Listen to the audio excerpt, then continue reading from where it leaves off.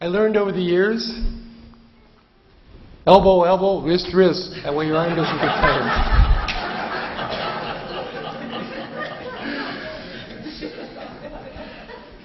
A reading from the 24th chapter of Luke. Evidently expecting to find Jesus' corpse, some of his women followers go to the tomb with embalming spices. After a perplexing encounter with the empty tomb and angelic visitors, the women become the first to proclaim the amazing news of the resurrection. A reading from Luke chapter 24. On the first day of the week, at early dawn, the women came to the tomb, taking the spices that they had prepared. They found the stone rolled away from the tomb, but when they went in, they did not find the body. While they were perplexed about this, suddenly two men in dazzling clothes stood beside them. The women were terrified and bowed their faces to the ground, but the men said to them, "Why do you look for the living among the dead? He is not here, but is risen. Remember how he told you, while he was still in Galilee, that the Son of Man must be handed over to sinners and be crucified, and on the third day rise again." Then they remembered his words, and returning from the tomb, they told all this to the 11 and to all the rest. Now it was Mary Magdalene, Joanna, Mary the mother of James, and the other women with them who told this to the apostles. But these words seemed to them an idle tale, and they did not believe them. But Peter got up and ran to the tomb. Stooping and looking in, he saw the linen cloths by themselves, and then he went home amazed at what had happened.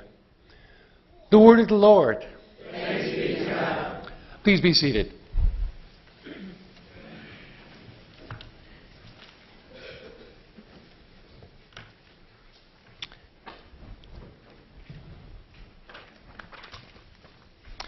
Before I get into my sermon, I wanted to mention that I saw Shirley Goodwin yesterday. I delivered an Easter flower, an Easter lily to her.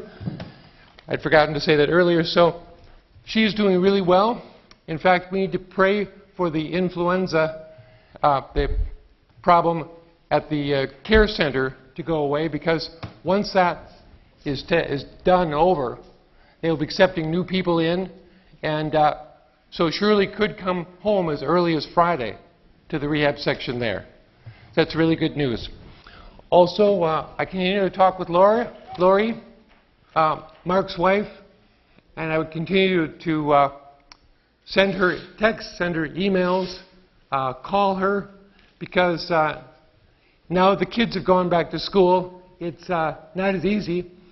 Also, Jenny has gotten a new job, so she's gone too. So at least for the time that she's down in the cities, it's nice in the evening to have her family with her, but it's harder during the day. So that would be probably the best time for you to call is during the day. And thank you for all the calls and all the texts and all the emails and everything you've done for her. I continue to deliver stuff down there to her, and it's really a blessing to her.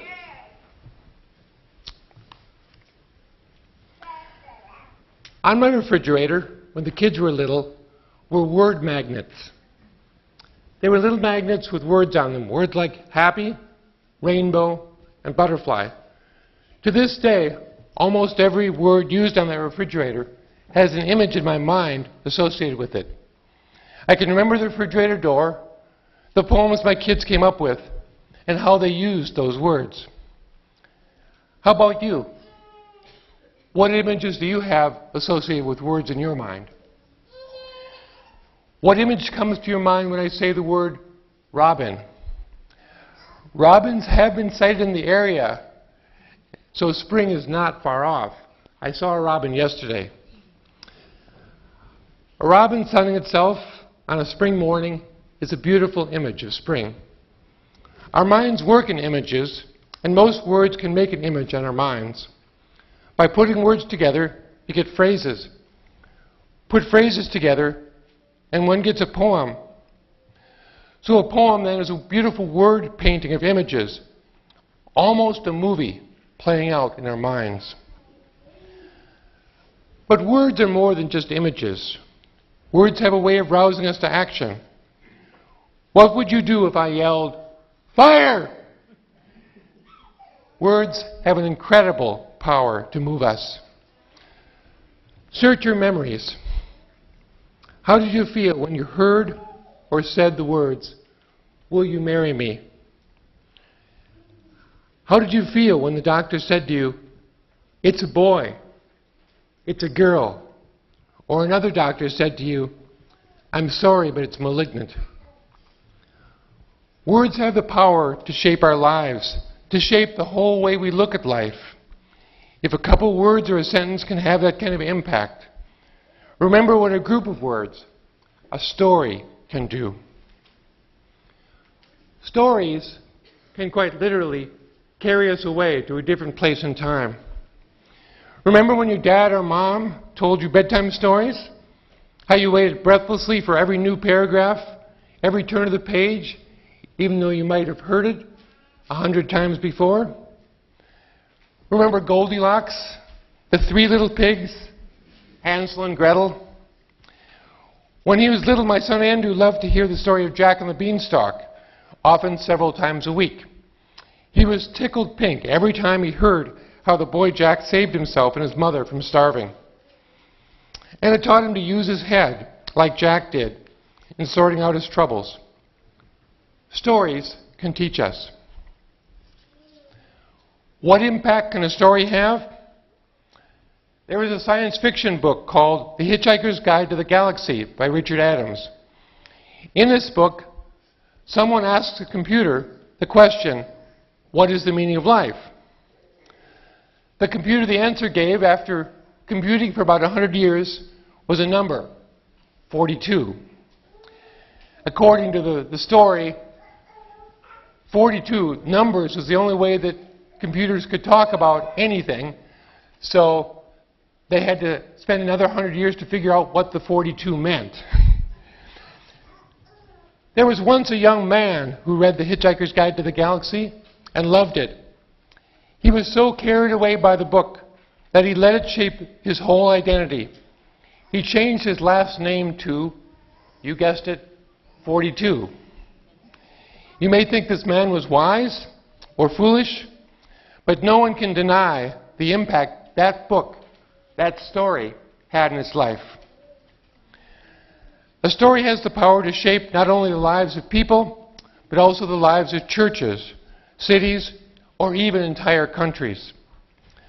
Most everyone here has a favorite church story to tell, of this saint or that pastor, or how the church got started, or how this building was built. What would the church be without these stories? They shape our church. They've served as an example for generations of Salemites and their pastors, how they're supposed to act or not act. A story doesn't have to be new to be powerful. That same story of Jack and the Beanstalk was powerful to my son each time he heard it. An old story can have great power. Every time we hear a story, likewise, the story can get more powerful, more moving. We gather this morning.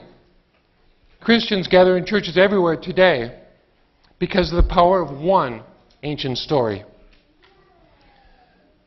Stories tell us about life. They shape how we look at life. And when they're true, the results can be truly profound.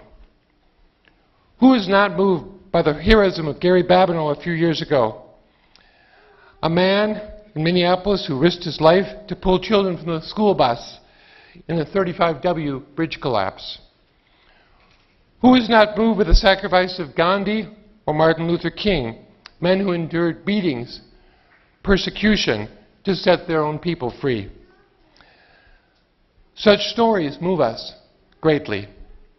These stories have endured, and I believe will endure, because they do move us. They tell us about how life could be, how we should be, and how people can rise above tragedy to sacrifice their lives for others and for their faith. Our gospel story today is that same rare combination of wonder, sacrifice, and truth. But it's more, much more.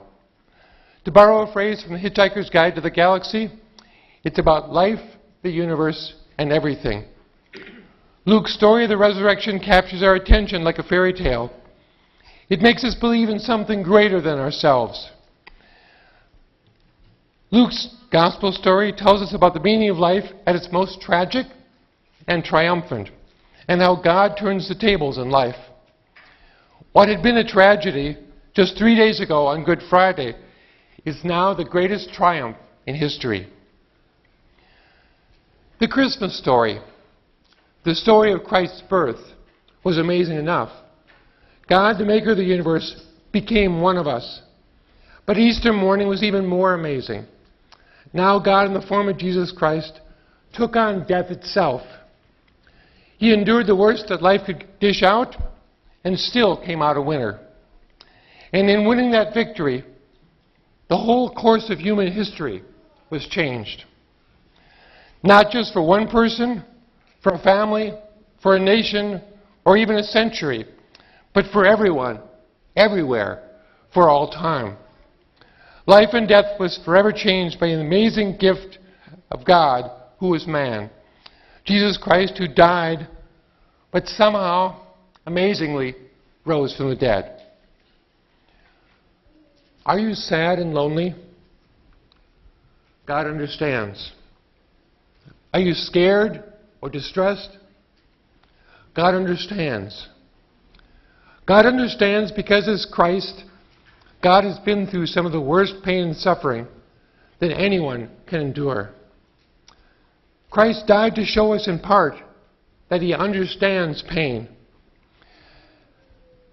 Life brought Christ immense, intense pain at times, as life does for any of us. This community, this church family, has felt a horrible pain recently after Mark Bender's death. But there is no pain, there is no hardship that can rip us from God's arms that are wrapped tightly around us. Jesus' death and resurrection proves that. Because of His death, God will be with us in our pain, no matter what the circumstance, forevermore. If your life is difficult, remember the story of Jesus we Christians tell and retell today. Remember and believe. With Christ we can not only endure the worst here on earth, but arise with a new, better life, just as Christ did. But there's a catch. In our heart of hearts, we have to truly believe this greatest of the gospel stories. Do we believe? Do you believe? The Christian church is under attack these days. There's nothing new about that. In most times and places, Christians have been attacked. But somehow, the church endures. It survived incredible persecution in the early years at the hands of the Romans. It has survived the worst that communism and dictatorship can do to it in Russia and Eastern Europe. God's church survives and grows in spite of great persecution in Africa and Asia today. All because Christians believe in today's story. But as I was thinking about it, it struck me. The church can survive any amount of persecution from outside the church. Every attempt to wipe it out has simply made the church stronger. But what the church cannot survive is apathy and disbelief from within the church. When we Christians fail to believe our most important story, when the story of Christ's death and resurrection fails to move us, the church is doomed. A story that fails to move us is a dead story. A dead story makes a dead church. It's happening in Europe and England. There are signs that it's happening in parts of America, in American churches as well. No amount of fellowship, fun, and fundraising can make up for a lack of belief. If we Christians fail to believe our greatest story, the church will die. I hear about such disbelief and even lack of caring, and I wonder why and how. Who could not be touched by the story of Easter morning? Death affects us all. Who of us here has not experienced the pain and loss of someone dear to us?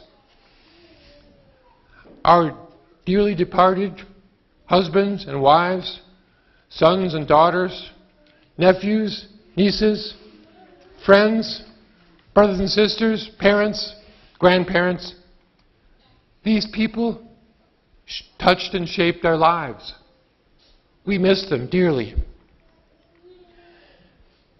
The story of Christ's rising should move us to action. Who of us here would not run as Peter did to the tomb if there is even the slightest possibility that we would see our loved ones again? Because of Christ's resurrection, because of his victory over death, that possibility of seeing our loved ones again face to face is now reality. By this story, death and life are changed forevermore. God's grace has no limits. Not even death itself can keep us from that grace. So run to Christ's tomb and see. We can despair over the ones we lose to death, and that's right that we should do so. But that despair is not the end of the story. The story of Christ's rising should send a thrill of joy right through to our bones. For this story guarantees that we will hear and see our loved ones again.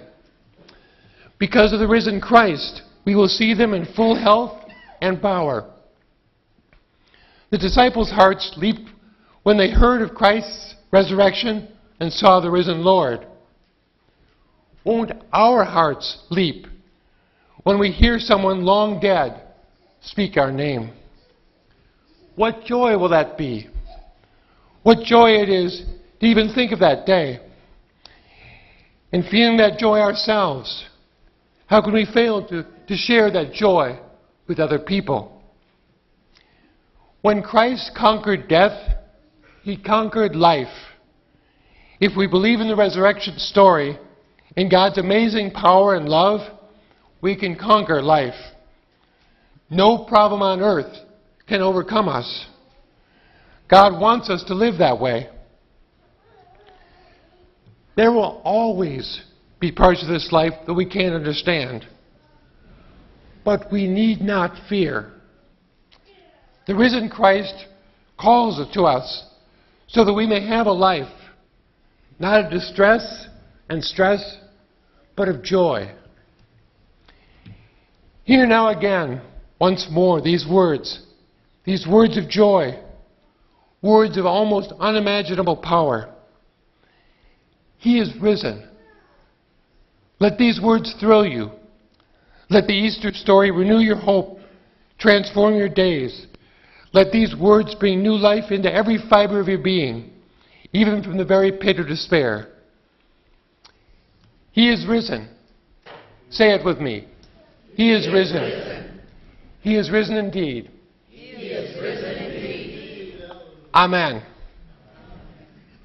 Hallelujah.